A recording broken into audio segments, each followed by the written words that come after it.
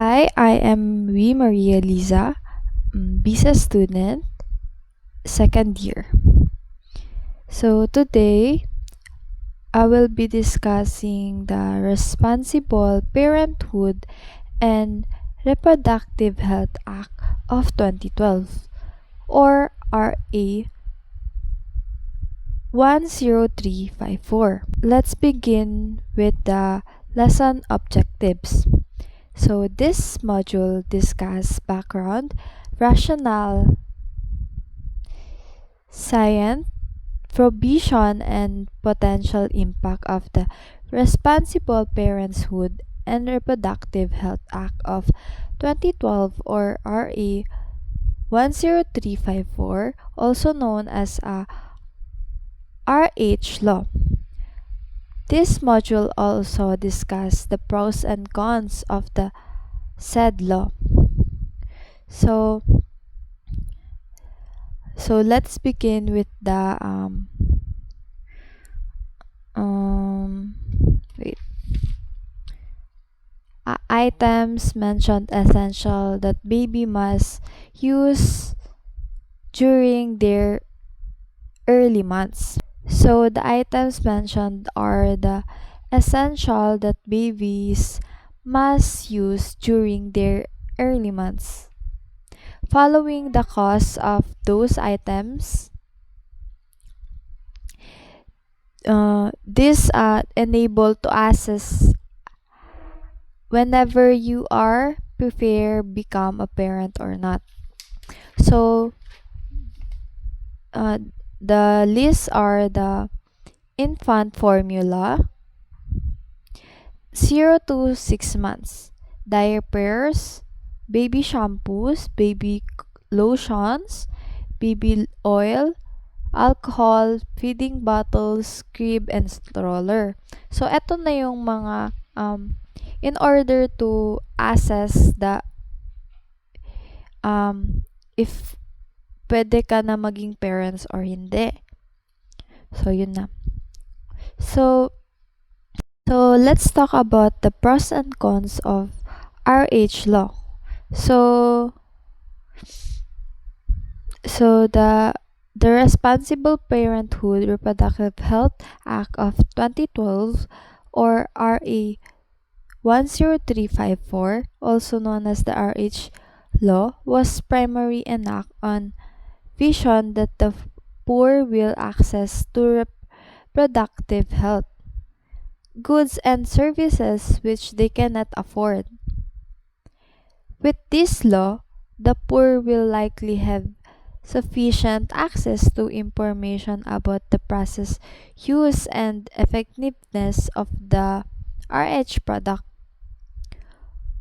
So, the law was enacted primarily to address the gap in healthcare access for the poor.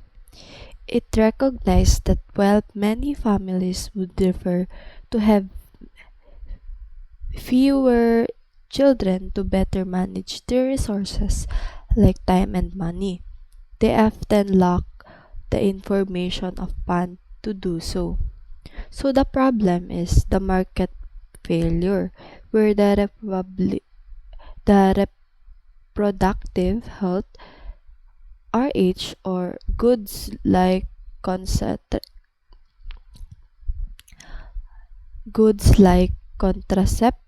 were too expensive or unavailable for marginalized women.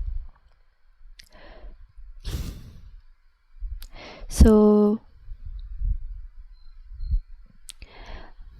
the vision is to empower the Filipinos women with free choice and provide them with the same health information and services that wealthier citizens can afford. So we have core elements of RH law. We have 12. One is family planning, maternal and child health, STI and HBI management, adolescents RH, and VAWC elimination, and fertilization treatment. So, ito yung mga elements ng RH law. So, dito naman tayo sa rules ng law. So, these are the specific rules the law established to ensure the elements above are actually delivered. So, ito yung mga rules na parang ginawa nila to para yung mga sinabi ko kanina is um, magawa ng maayos or may boundaries. Parang ganun. So, we have midwives for skilled birth and attendance. Every cities must require enough midwives so that no woman has to birth without a professional present. So, midwives, ito yung nakikita natin sa mga health center, mga ganun. Or meron din naman sa hospital, sa mga general, ganun. Sa emergency obstetric care, hospital must be required to handle pregnancy complication like heavy bleeding 24/7. So, eto na yung device sa hospital, 24/7 talaga sila. So, yun. Yung hospital gina-require talaga na mag-handle ng mga pregnancy or inuuna yung mga mga pregnancy women. So, next is contraceptives as essential medicine. So, essential ay yung contraceptives, di ba? Ito yung mga birth control pills, di ba? So, it is essential medicine, meaning the government must keep them in stock just like paracetamol or antibiotics. So, 'di ba? Ang birth control pills, may may stock na yan siya sa sa health center. Pwede na tayo magkuha kuha ng supplies every month, magpunta. So, inano na yan ng government na mag-stock ng gamot sa health center. So, yun. Yun yung niya.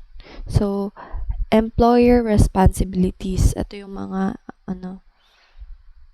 companies na must respect the RH rights of workers.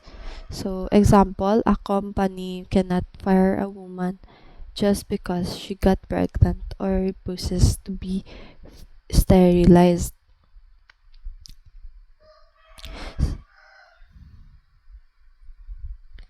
So, ito na. Dito na tayo sa prohibited acts. So, the law sets penalty for people or institutions that block access RH services. Withholding information, it is illegal for a healthcare provider for intentionally give wrong info about RH program. So, ito na yung mga hindi mga illegal. So, withholding information, ito yung mga fake information na binibigay sa tao. Consent. A doctor cannot refuse a legal procedure like a tubal ligation or vasectomy just because the spouse didn't give written permission. Next is the minor access. Healthcare providers cannot refuse services to an abused minor or a pregnant minor. even if without parental consent. If the parent is perpetrator, so the constitutes objection. While a doctor can refuse to perform a procedure due to religious belief except in emergency, they must immediately refer the patient to another provider who will help. Reproductive health education must be taught by adequately trained teachers in an age-appropriate manner. Reproductive health education.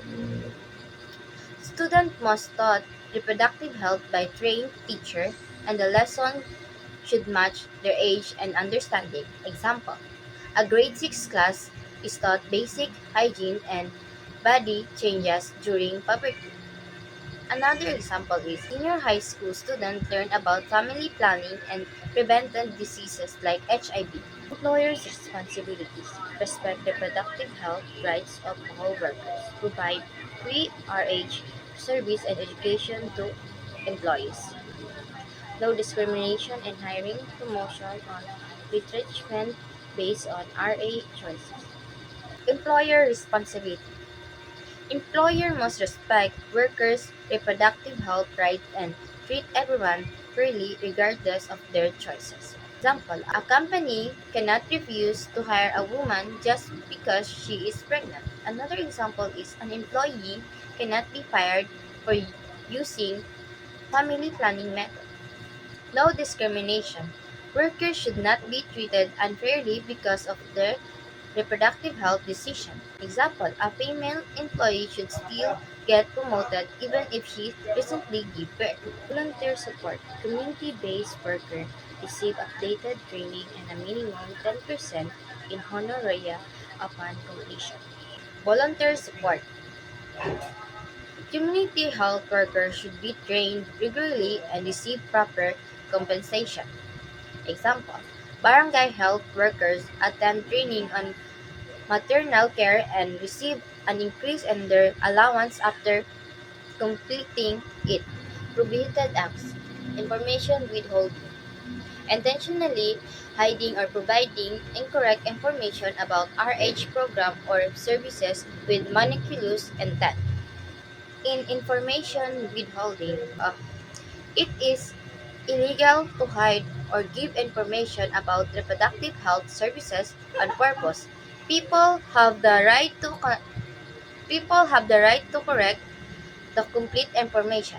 Example, a health worker tells patients that contraceptives are always dangerous even if it's not true. Refusal of service. Refusing to perform legal procedure due to lack of spousal consent for person of legal age. Refusal of service. A doctor or health provider cannot refuse services just because the person spouse did not give consent as long as the person of legal age. Example, a married woman wants ligation but the doctor refuses because her husband is not present. This is not allowed. Another is a man wants a vasectomy but the hospital say his wife must approve first. This is also prohibited. Service to minors.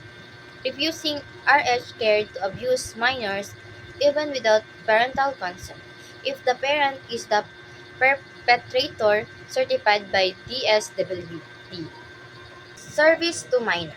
Health providers must give reproductive health care to abused minors even without parental consent if the parent is abuser with proper certification. Example, a minor who was abused by a parent seek help at the clinic. The clinic must still provide care even without the parent permission. Discrimination.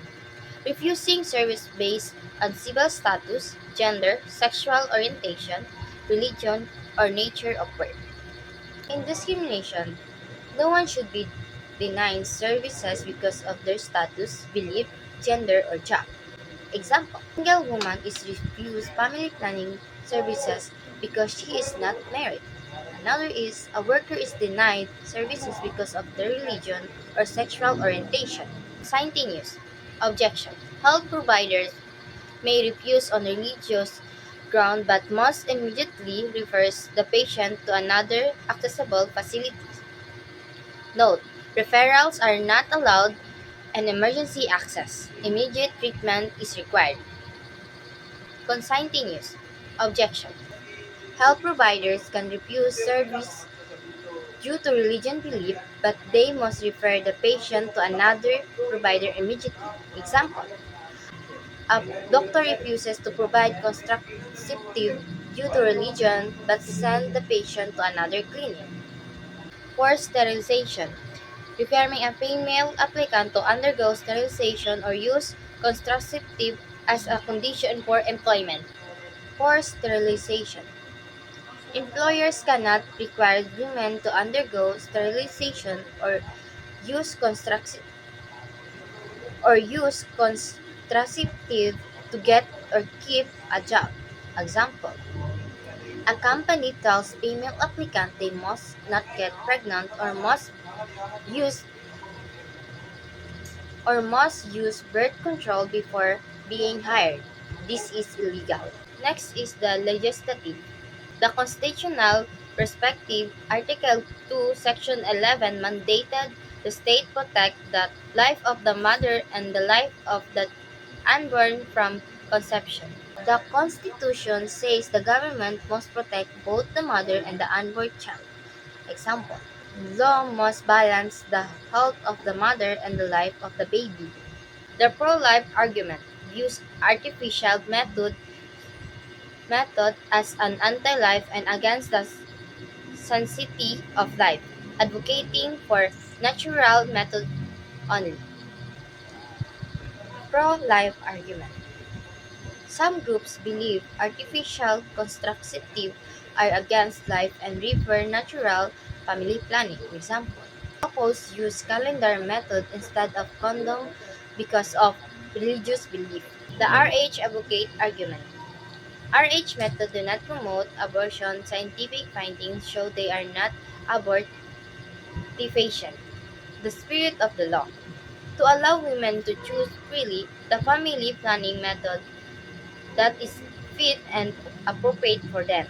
RH advocate argument. Supporter says RH method are safe and do not cause abortion. Example: doctor explained that condom and pills prevent pregnancy, not end it. Spirit of law. The main goal is to give women and families the freedom to choose what is the best for them. Example: a woman chooses the family planning method that fits her health and situation without pressure. So, the summary of the topic is Responsible Parenthood and Reproductive Health Act of 2012, or RA 10354, was truly a landmark legislation which has the noblest intention women, especially those who are poor, to have a choice on their family planning method.